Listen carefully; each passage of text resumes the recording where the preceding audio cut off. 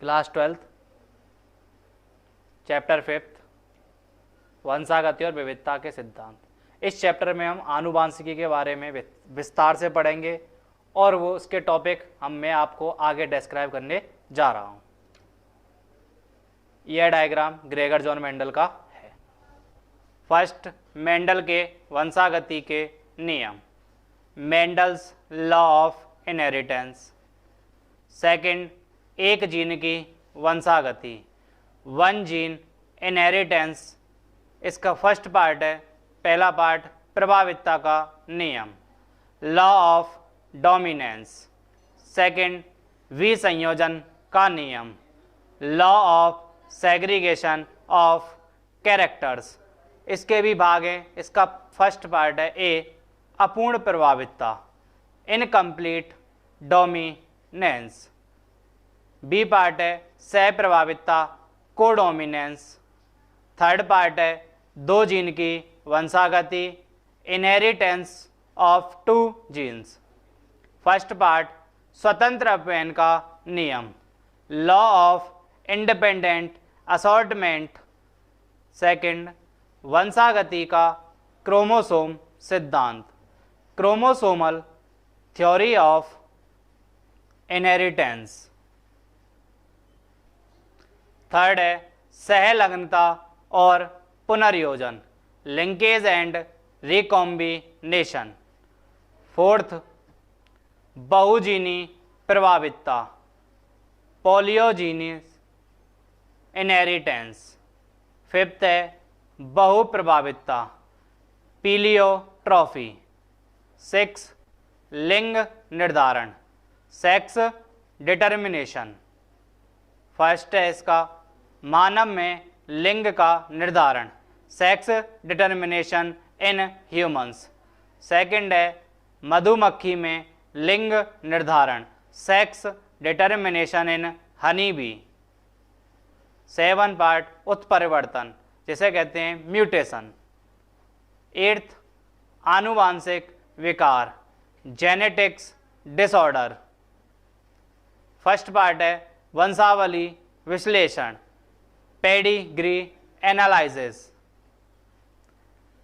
मेंडलीय विकार, Mendelian disorders.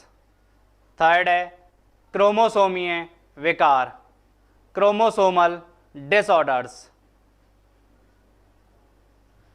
प्रत्येक जीव जन्म लेता है, वृद्धि को प्राप्त करता है व अंत में एक आयु के बाद जीर्ण होने पर उसकी मृत्यु हो जाती है। परंतु मृत्यु होने से पूर्व वह जनन द्वारा अपने ही समान संतान उत्पन्न करता है, जिससे पुनः वही क्रम चलता रहता है। जनन क्रिया से प्रत्येक जीवधारी सदैव अपने जैसी ही जीवधारी को उत्पन्न करते हैं। जैसे आम के पौधे से आम का पौधा, हाथी से शिशु हाथी का जन्म होता है। अधिकतर जीवधारियों का जीवन युग्मनज जायगोट से आरंभ होता है। युग्मनज का निर्माण नर और मादा युग्मकों के संलयन फ्यूजन से होता है। युग्मनज विभाजनों और विभेदीकरण के पश्चात विशिष्ट जीवधारी का रूप लेता है। आम से निर्मित युग्मकों से बना युग्मनज आम के पौधे का ही निर्माण कर सकता है, किसी अन्य का नहीं।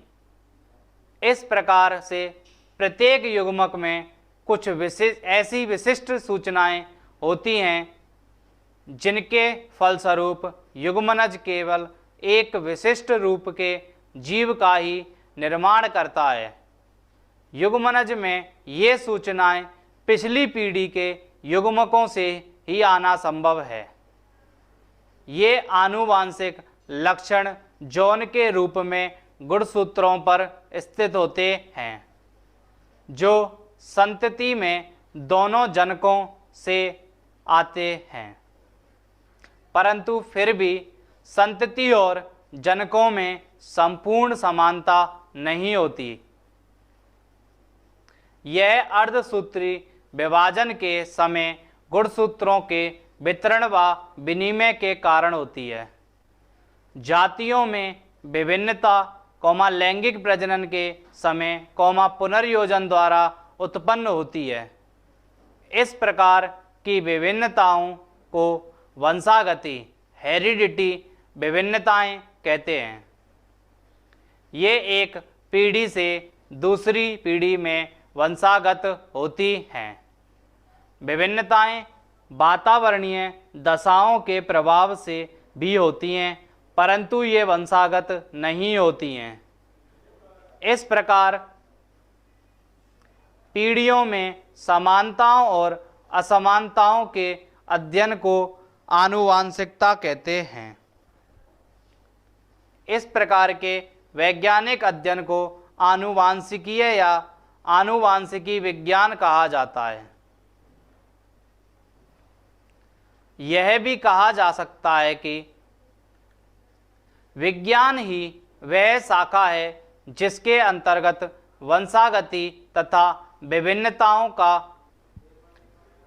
अध्ययन किया जाता है, उसे आनुवांशिकी कहते हैं।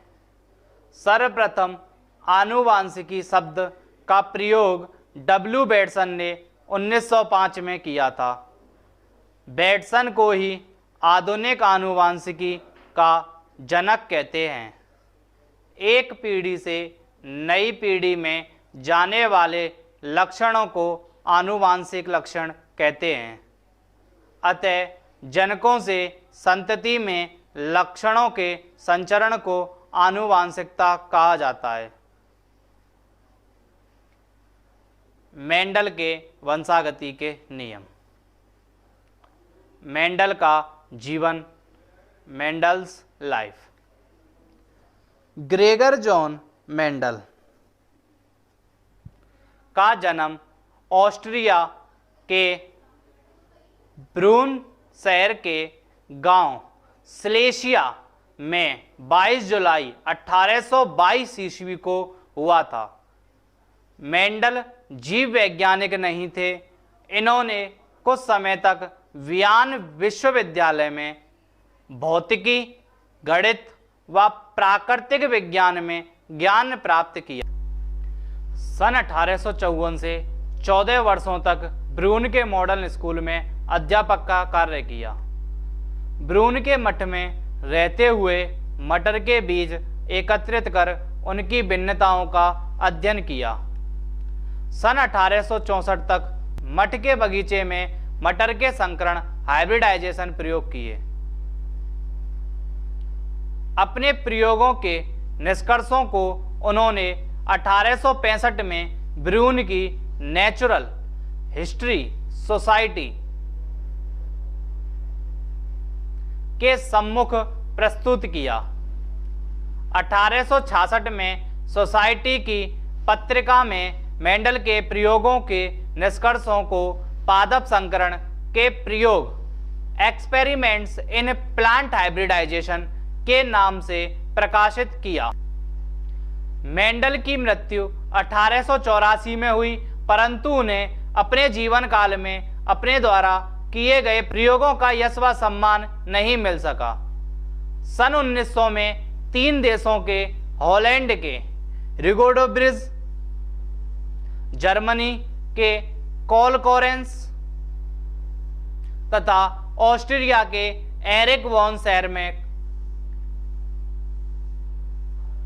वैज्ञानिकों ने स्वतंत्र रूप से अपने प्रयोगों के आधार पर मेंडल जैसे निष्कर्ष निकाले तथा मेंडल के सिद्धांतों को आनुवांशिकता के नियमों के रूप में प्रतिस्थापित किया।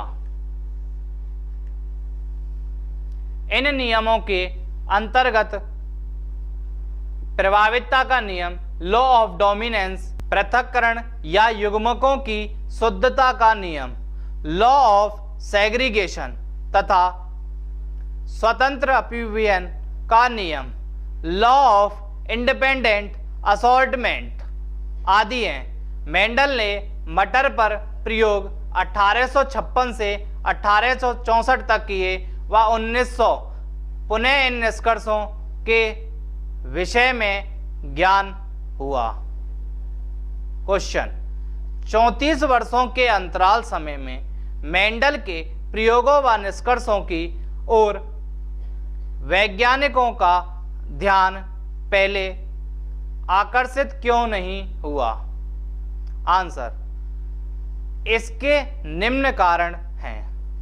फर्स्ट, मेंडल के निष्कर्ष एक ऐसी पत्रिका में प्रकाशित हुए जिसे अधिकतर वैज्ञानिक नहीं पढ़ते थे। सेकंड, मेंडल के प्रयोग व निष्कर्षों में सांख्यिकी का अधिक प्रयोग हुआ था। इस कारण जीव वैज्ञानिकों ने इसमें अधिक रुचि नहीं ली।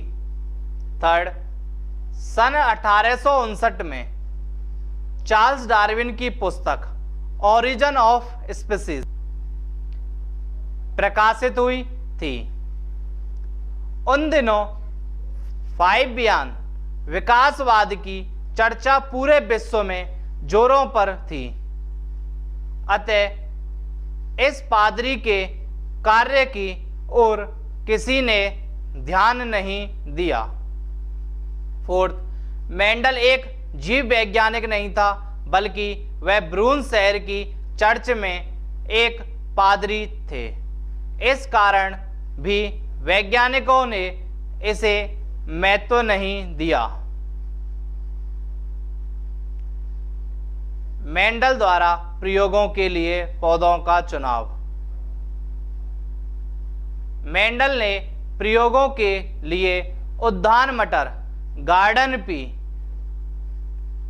पायसम सटाइवम का चयन किया।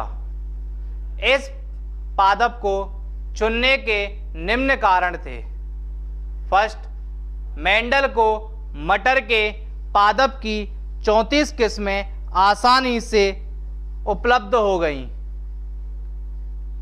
सेकंड, मटर का पादप 1 वर्षीय होता है, जिसे सरलता से उद्यान में उगाया जा सकता है।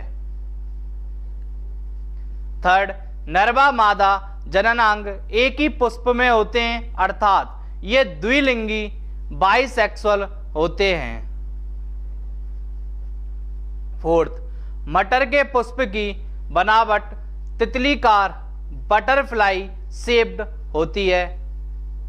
इसमें नर व मादा जनन अंग एक नाव जैसी बोट शेप्ड रचना में बंद होते हैं, अर्थात इसके पुष्प बंद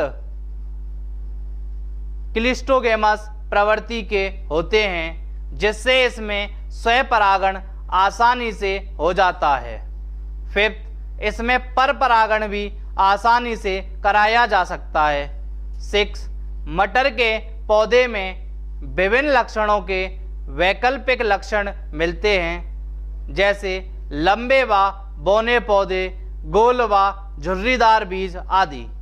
7, कृत्रिम पर परागण द्वारा उत्पन्न पौधे संकर तथा जननक्षम होते हैं। मेंडल की प्रायोगिक तकनीक। मेंडल ने अध्ययन में मटर के तुलनात्मक लक्षणों को चुना। उन्होंने मटर में मात्र 7 विपरीत लक्षणों कंट्रास्टिंग कैरेक्टर्स को चुना, जिन्हें चित्र में दर्शाया गया है। लक्षण, प्रभावी लक्षण, अप्रभावी लक्षण। बीज का आकार गोलाकार राउंड, झुर्रीदार रिंकल्ड। बीज का रंग पीला येलो, हरा ग्रीन। फूल का रंग बैगनी पर्पल, सफ़ेद वाइट। फली का आकार फूली हुई इनफ्लेट, सिकुड़ी हुई कंस्क्रिटेड। फली का रंग हरा ग्रीन, पीला येलो।